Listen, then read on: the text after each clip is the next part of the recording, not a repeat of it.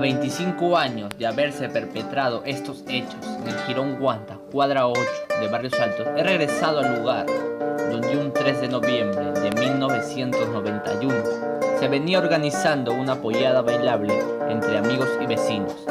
Ya siendo las 10:30 de la noche, un grupo de paramilitares bajan de un auto e ingresando con el fin de aniquilar a las personas que se encontraban dentro del solar. Los hicieron tirar al piso, boca abajo, y dispararon ráfagas de metralletas. Tras de 15 muertos, entre ellos el niño de 8 años, Javier Ríos Rojas, y 5 heridos graves. Entre el espantoso amasijo de cuerpos sangrantes se hallaron 152 casquillos de proyectiles calibre 9 milímetros. El grupo de exterminio usó pistolas ametralladoras de uso militar con silenciadores. Recién media hora después de los sucesos se hizo presente la policía.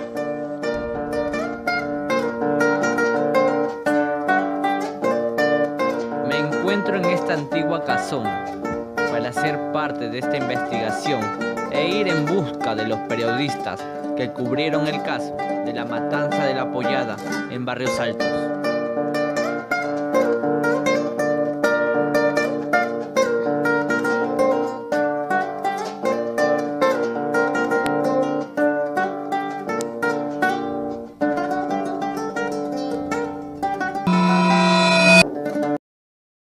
¿Qué estaba haciendo usted antes que sucediera la matanza de Barrios Altos? Esa noche tuvimos de turno una compañera, una practicante, Sandra Pinto. Y bueno, ese día escuchamos la información a través de un escáner que tenemos acá en el diario. Y nos dirigimos al lugar, Jirón Guanta. Ya la zona estaba rodeada por policías y el acceso era bastante restringido al escenario del evento. Por eso que por los alrededores había otros destacamentos policiales, la Comisaría de San Andrés, había una dirección de inteligencia, incluso en la Plaza Italia. Había mucho movimiento policial. Bueno, pues de esa manera llegamos y ya habían varios medios de comunicación.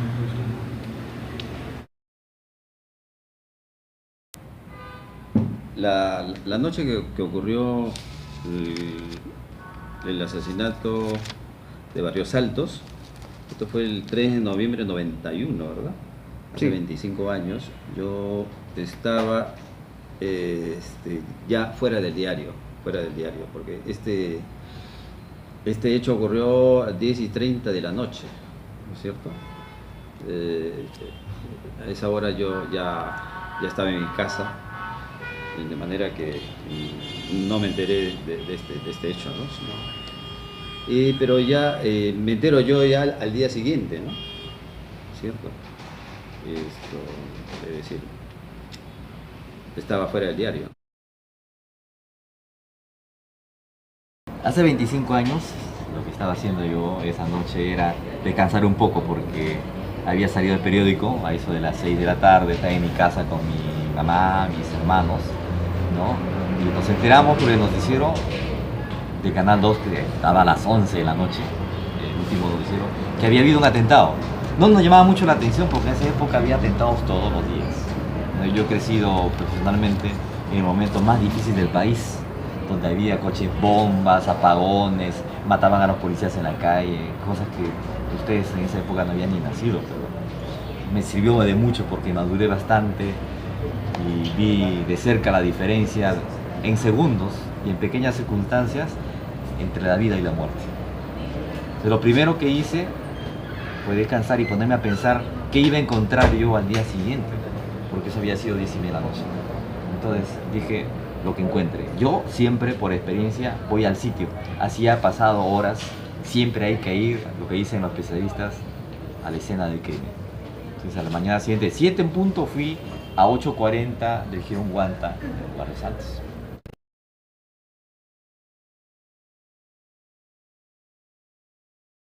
Era un día feriado, y mayormente ese día feriado, habitualmente en los medios de las redacciones no hay nada, es un día muy aburrido, salvo que haya algún hecho importante de trascendencia que te aplique todo el día para poder realizar la cobertura necesaria de este tipo de temas. Como te digo, era feriado, era un día que no había pasado absolutamente nada, como nosotros decíamos en la redacción, no había ni para el té. Teníamos las páginas policiales que eran tres o cuatro páginas que nos dieron ese día y no había cómo cerrar esas páginas. De repente, a eso de las 7 o 8 de la noche más o menos, nos reporta nuestro rastreador. Era un chico que teníamos ahí que tenía un equipo en donde podía captar todas las frecuencias de la policía, de bomberos, básicamente eso. Y escuchaba cuando reportaba algo la policía, ¿no? Entonces me acuerdo que Gamboa se apellidaba el chico, me agarra y me dice Willy, dice que hay una balacera en Barrios Altos. Y yo leo, como era un día que no había mucho que hacer, y ya era hora que me vaya, porque estaba de las 7 de la mañana, ese día me tocó turno. Le dije, bueno, que verifique, ¿no? Que llame y me avise. Y entonces él me dijo, ya, yo voy a llamar y bueno, pero algo me hizo a mí apresurarme a pedir carro, apresurarme a pedir un reportero gráfico para poder ir a la comisión, sin saber exactamente dónde era. Pasaron algunos 5 minutos y él me dice, oye, no tengo confirmación, pero creo que están desplazando muchos patrulleros. Entonces a mí ya es el criterio que uno toma, ¿no? O esperas o sales de una vez. Como era un día ya de que yo ya prácticamente tenía que ir, me dije, no, mejor me voy una vez a ver, verifico, certifico y si no hay nada regreso, entrego el turno al que me iba a reemplazar y luego me iba a mi casa. Lamentablemente, entre comillas, no fue así, ¿no? Fui al lugar de los hechos.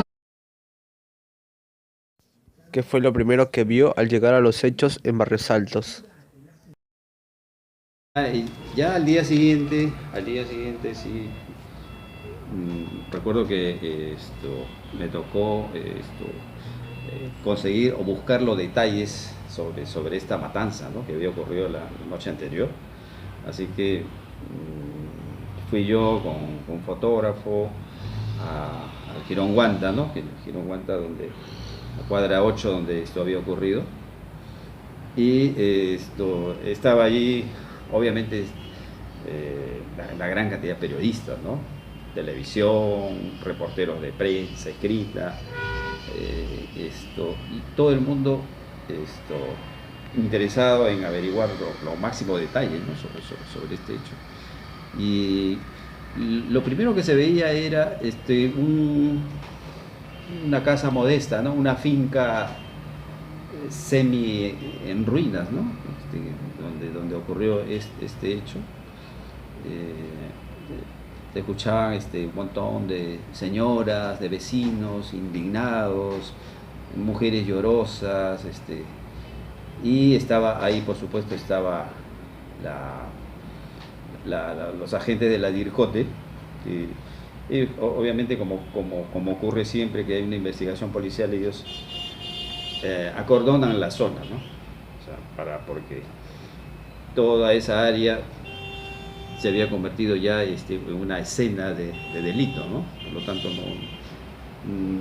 no pueden entrar ni salir personas extrañas, ¿no? Todo se convierte en motivo de investigación.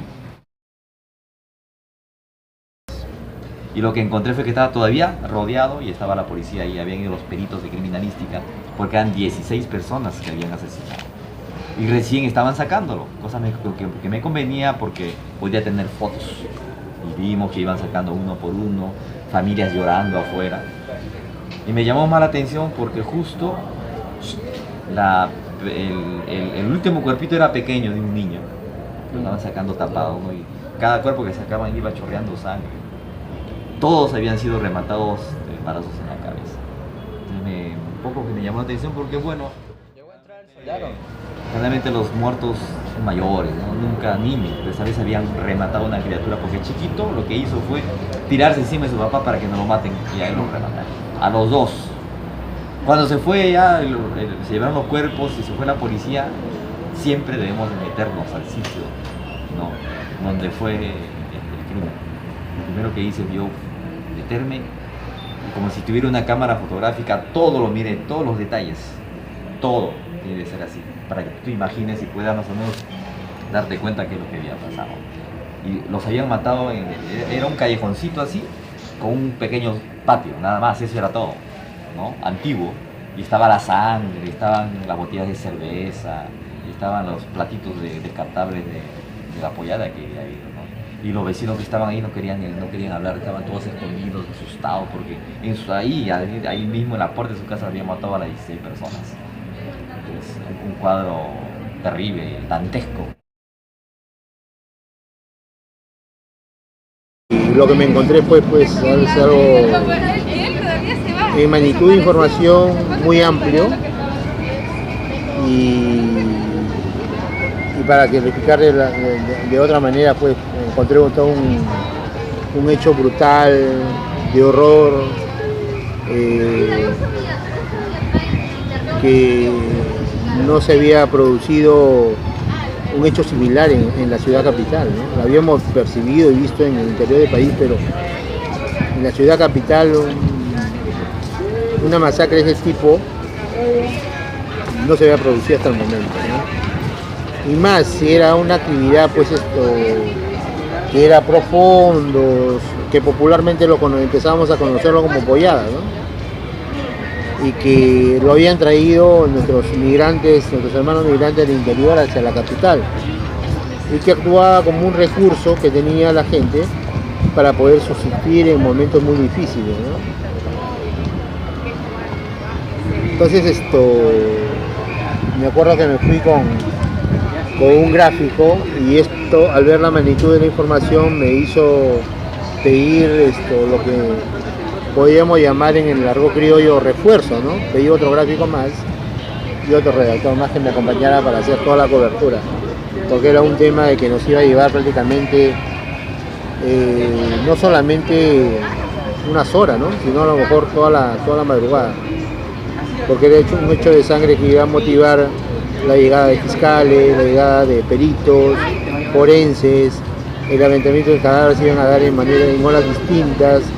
Se hablaba de muertes de niños, entonces la magnitud de la información era muy grande, y alguien tenía que, aparte de ello, hacer toda la cobertura hasta una hora determinada y luego volver a la redacción para empezar a escribir, ¿no? Dejándole la posta al que se quedaba ahí de turno, vigilante, hasta cualquier otro tipo de hecho que se puedan suscitar o motivar, y no se le vaya a pasar nada. No, como te digo, el acceso era bastante restringido, los vecinos estaban muy conmocionados, había muchos comentarios y la entrada a la quinta estaba muy revelada. Bueno, pero al final, con la ayuda de un policía que era amigo nuestro, logramos ingresar, y bueno, entrar al lugar era una escena muy desgarradora, ver unas paredes aún con algunos impactos de bala, manchas de sangre por todos lados, y era una zona, un lugar muy lúgubre, muy triste. Había mucha conmoción. ¿Llegó a tener entrevistas con los testigos? Así Después de estar buen momento ahí, ¿no? Comenzamos a tocar la puerta de los vecinos, eran más o menos unas 10, 12 habitaciones, cuartos chicos nada más. Eso fue el día 4. Ese mismo día, El día que llegó siguiente, usted. claro, Claro. teníamos que de todas maneras. Ya la gente un poco más tranquila empezó a hablar y a hablar de que había habido una actividad. Pero me llamó mucho la atención cuando me dijeron, no, pero arriba había habido otra pollada. Dos polladas, sí. De repente se reunieron los vecinos del segundo piso y hicieron otra actividad similar. Y ahí empezó el problema. Después nos enteramos de que las personas que habían entrado a matar a estos vecinos, ¿no? Se podrían haber equivocado de pollada. No buscaban a estos vecinos detenidos en el segundo. En el segundo estaban los terroristas. Así había sido la cosa. Pero eso se desarrolló después. Y cada uno hablaba de los vecinos, ¿no? Muchos vivían ahí incluso. Me llamó mucho la atención porque el primero que salió ebrio a pelearse con los 7, 8 militares que estaban con UCI y vestidos como militares y con pasamontañas negras, ¿no? Pero con uniforme militar, era un vecino al que le habían metido como 10 balazos, pero estaba vivo, le habían dejado inválido. Tomás Lidia se llamaba, ¿no?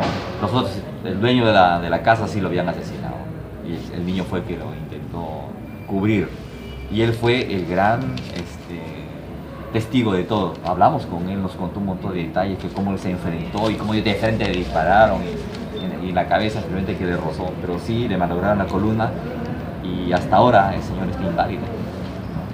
Eso era en el momento y muchas cosas más que fuimos empezando a captar y a captar y a captar, porque había sido a media cuadra de la comisaría de San Andrés y a pocos metros de un cuartel policial.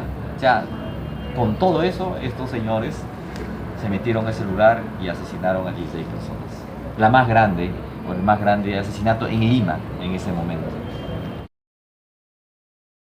Yo como reportero, lo único que había era, por ejemplo, conversar con algunos vecinos, ¿no? Recoger testimonios de algunos vecinos, lo que habían oído, que habían escuchado. Las señoras que cargaban niños y lo que decían era lanzaban insultos, ¿no? Contra la policía, porque hacían ver las cosas como que había sido un abuso policial, ¿no? Una matanza sin sentido, sin motivo, ¿no es cierto? O sea, naturalmente.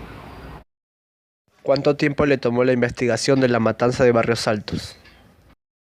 La investigación duró varios meses, varios meses, porque partimos de cero. Todos los periodistas de la misma policía partimos de cero. No había muchas pistas. Lo poco que pudo decir Tomás Lidia, que era uno de los sobrevivientes, ¿no? Poco era, porque ellos estaban haciendo una actividad para reconstruir sus tubos de desagüe. Ese es un callejón muy pobre, ¿no? Que se paraba inundando, porque los desagües se habían roto. Hacían su actividad para cambiar los tubos. Y eran heladeros de una conocida empresa, Donofrio, ¿no? La mayoría. O sea, gente muy pobre. Pero a mí personalmente me llamó la atención un detalle muy importante, que después se pudo descubrir. Cuando entraron estos señores, se encontraron con dos polladas. Una era y la otra no, definitivamente. Entonces como que estaban desconcertados en la puerta parados y en la borrachera uno de los asistentes, porque la mayoría era de Huancavelica, de Ayacucho, de Apurima, puso un huayno. El huayno se llamaba, eso no lo sabe nadie, Flor de Retama. Y ese huayno hablaba de la explotación del campesino y que había que levantarse y pedir justicia. No decía vayan a matar a alguien, simplemente se derrama sangre con Flor de Retama. Es un huayno muy bonito. Pero en esa época, Flor de Retama y El Leño Verde, que son dos huaynos, estaban proscritos. Persona que cantaba esos huaynos era terrorista, según la policía y los militares. Son huaynos que se escucharon desde hace muchos años, pero que hablan de la realidad social de esa época, de la explotación del campesino. Entonces, estos militares de inteligencia que conocían estas cosas decían, oh mira, esa canción, estos son los terroristas. Y por esa canción lo mataron a los 16 y al niño incluido. Cuando hubo esa matanza, porque todo fue con silenciador, ojo, no se escuchó, nada más, ¿no? Arriba se escuchó que estaban corriendo. los verdaderos terroristas se fugaron por el techo. Era arriba, no era abajo, donde estaban reunidos. Ya en el tercer, cuarto, quinto día empezaron a surgir detalles más, ya más cercanos, ¿no? a lo que había ocurrido a los Altos. Pero como toda investigación toma su tiempo, ¿no? Entonces a medida que pasaban los días, los meses, ya se conocieron y tuvieron que pasar incluso varios años para que se sepa realmente los detalles, ¿no? Incluso fue necesario ya el cambio de gobierno. Día tras día, o sea, yo tenía que conseguir información para el día, ¿no? Incluido sábado y domingo, que yo descansaba, ¿no? Pero en República teníamos la virtud y el buen manejo de que éramos un equipo, ¿no? Y compartíamos información entre equipos, no había egoísmo en este tipo de cosas. Y cuando yo descansaba, yo le daba información al que me reemplazaba, estaba de turno ese día y podía hacer el seguimiento. Pero como te digo, o sea, nosotros teníamos que tener información a diario, buscándole de diferentes ángulos, informándonos nosotros nuestras propias estrategias de cobertura, ¿no? Y especulaciones que podían darse en algún momento, ser ciertas o no. En ese momento me acuerdo, nosotros ya llegamos a establecer en un determinado momento de que este hecho lo perpetró un grupo paramilitar, ¿no? Que ahora más tarde se llega a conocer que era el grupo Colina que había perpetrado el hecho, incluso todavía están en un proceso judicial que todavía no termina. Mira, a pesar del tiempo que hay, ¿no? Aún no termina. Estamos en el 2016 y no termina. O sea, y sobre todo no son castigados los principales actores, ni siquiera en los materiales ni en los intelectuales, ¿no? El juicio persiste y hay un dicho que dice, pues, justicia tardía no es justicia. Eso ya fue un trabajo de la Unidad de Investigación de la República que fue más a fondo, más adentro, ¿no? Porque nosotros como policiales hacemos un trabajo del día a día. En cambio, la Unidad de Investigación hace un trabajo más profundo, más investigado, cruces de fuentes no tan ligeras, sino ellos cruzan información en 5, 6, 10 fuentes. Es un trabajo más profundo, ¿no? Lo que se diferencia de nosotros que hacemos un trabajo del día a día es nosotros traemos o aportamos con lo que se presenta en el momento. Lógico que tiene que ser bien corroborado, con cruces de información que hay en el día, y esto sale un trabajo digno, ¿no? Para un lector como el Diario de la República. ¿Cuál fue su duda como periodista? Los periodistas que estamos ahí, varios de nosotros dijimos, no, esto tenemos que investigarlo de tal manera qué cosa ha pasado. Y empezamos a ir a la DIRCOTE, empezamos a ir a la policía especializada, porque era bien raro qué cosa es lo que había pasado. Y empezamos a encontrar un montón de detalles bien curiosos. Curiosos, por ejemplo, la cercanía a delegaciones policiales y nadie había intervenido ni nadie se había dado cuenta.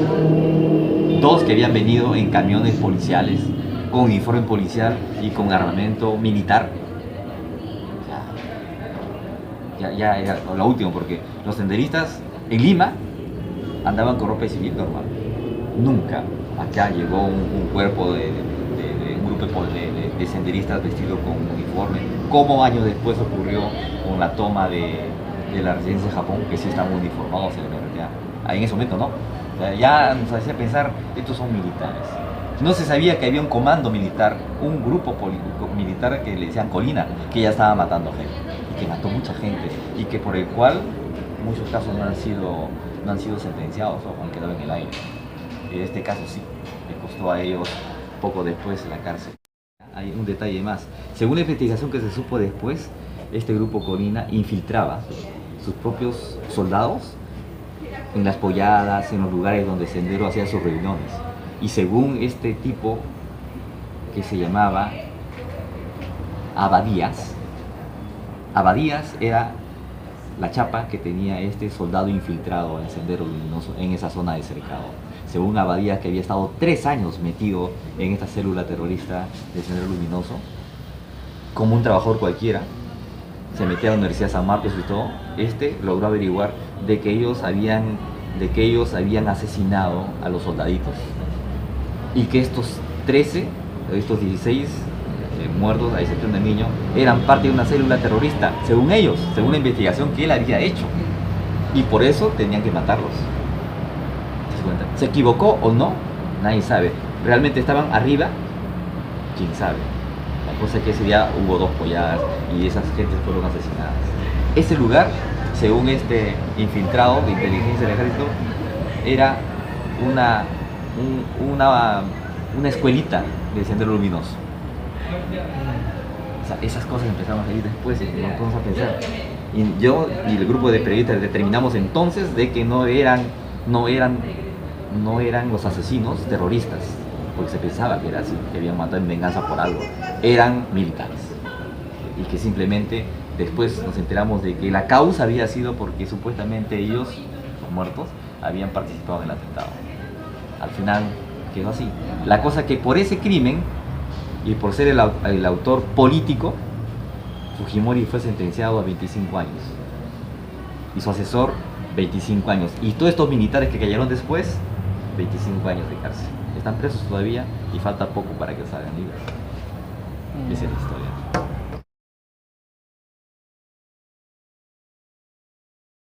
Pero siempre, en esa época, siempre quedó la duda, hasta ahora ya está esclarecido, pero en ese momento existía la duda de si esas personas fallecidas, o la mayoría de ellas, eran miembros de Sendero Luminoso o eran inocentes vecinos que estaban haciendo una pollada para recaudar fondos, ¿no? para unas tuberías de desagüe, ¿no? Esa fue la primera versión, ¿no? Pero en realidad las investigaciones posteriores demostraron, ¿no? que allí en esa casa funcionaba una célula de Sendero Luminoso, ¿no? Se especulaba. No, ya posteriormente hay testimonios de que ahí funcionaba una Sendero Luminoso, o sea, bajo la fachada de un taller de reparación de cocinas, ¿no? Entonces, había un letrero en la puerta que decía reparación de cocinas, surge, ¿no? Y el que dirigía eso era un tal señor Filomeno León, ¿no? Y en realidad este señor era miembro del Sendero Luminoso. Y esto se sabe porque un agente del Servicio de Inteligencia del Ejército ya se había infiltrado ahí al Sendero Luminoso desde hace ya 3 años. Un agente se llama, este agente se llama, mira, te voy a dar el nombre, ya se llama Douglas Arteaga. Era un agente del Servicio de Inteligencia del Ejército que desde el 89, ¿no? O sea, se había infiltrado dentro del Sendero Luminoso y participaba en muchas cosas como si fuera ya un militante, ¿no? Entonces, este agente llegó a infiltrarse y vivía ahí en esa quinta, en la quinta de Barrios Altos. Justamente vivía con el señor Filomeno León, ¿no? De quien se hizo su amigo, ¿no? Pero nunca se dieron cuenta que era un agente de inteligencia del ejército, ¿no?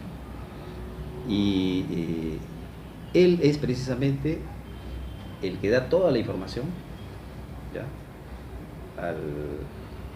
al servicio de inteligencia, ¿no? O sea, con la información que él recopiló es que se hace esta operación. Se hace esta operación porque lo que se estaba haciendo ahí eran reuniones de unas células Sendero Luminoso,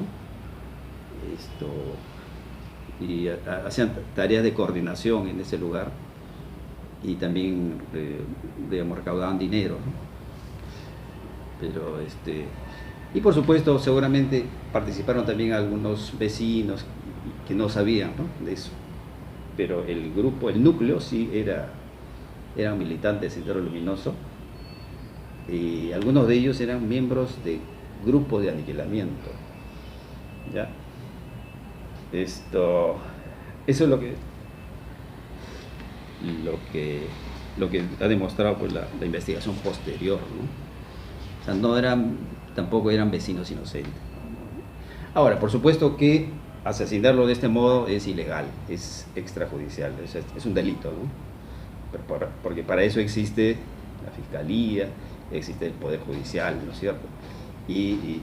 Como somos un país democrático, esas leyes se tienen que respetar, aunque sea un terrorista, ¿no? Tiene derecho, ¿no? Y no se respetó eso, ¿no? Entonces, es un delito, digamos, ejecutar de esta manera, sin juicio, sin un proceso judicial.